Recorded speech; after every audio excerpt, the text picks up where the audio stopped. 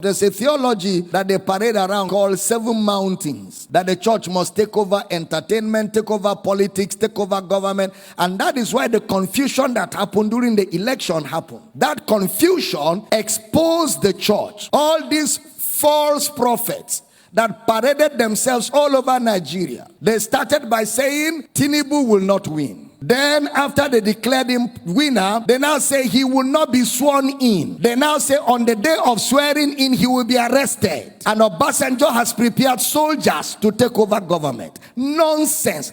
Even their minds is corrupted.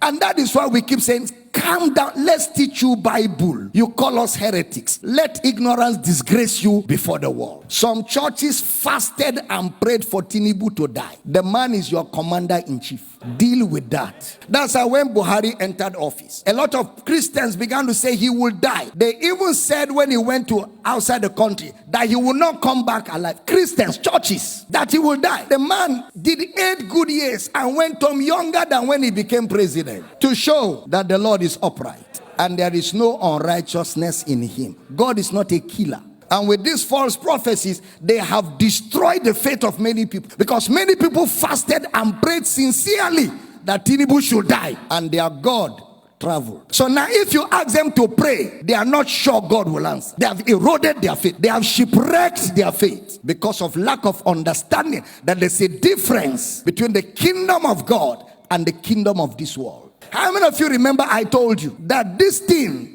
God is not involved? Did I tell you that? It's a contest. It's a competition amongst men. And in a competition, men set the rules. In a competition, men draw the borderlines. In a competition, men judge the competition. And in a competition, men announce the winner of the competition. True or false? Anything that a man will set the rule cannot be God. God is not a man. Your elections, the rules are set by men. Your constitution is drawn by men. It's not Bible. It's not God. It cannot be God.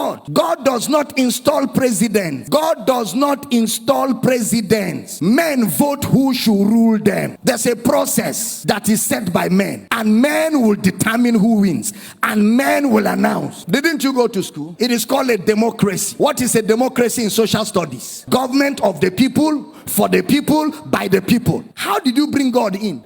The government of God is a theocracy. You didn't hear what I said.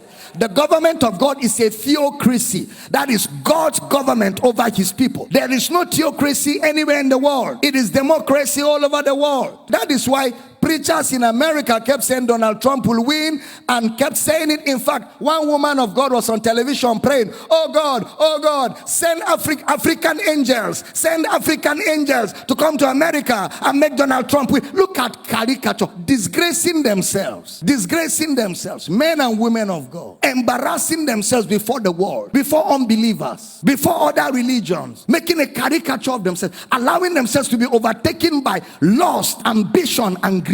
All of us want Nigeria to be better, including myself. I want a better Nigeria. I want a great Nigeria. I want us to have the best of government. I want us to have development. I desire it so greatly. But it can never be the kingdom of God. It can never be. It is still the kingdom of men. It is still operated by men. And anything that men do can never be perfect. Anything that men are involved, anything that it is orchestrated by men, within the boundaries of men, it can never be perfect. Somebody even said that if Tinubu becomes president, we should amputate his leg. He said, amputate my leg. We're looking for him. Somebody even said he's a prophet. If Tinubu becomes president of Nigeria, there is no God in heaven. Look at that charlatan. That's a charlatan. That's what? A charlatan. Some churches, even pastors, stood on the pulpit and said, vote for this man. This man is the will of God. Let's fast and pray. How can a pastor be partisan? The pulpit is not a place for politics. The pulpit is a place, it is the pillar and the ground of the truth of the gospel. You don't use your pulpit except you don't know what the gospel is. And I don't blame them. Many of them don't know what the gospel is. They don't know what the gospel is.